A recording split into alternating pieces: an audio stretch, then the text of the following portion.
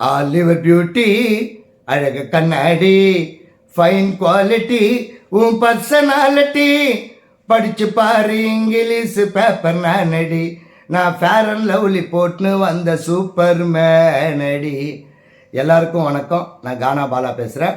பாடியநல்லூர் அருள்மிகு ஸ்ரீ அங்காளேஸ்வரி ஸ்ரீ முனீஸ்வரர் ஆலயத்தின் 60ஆம் ஆண்டு தீமிதி திருவிழா.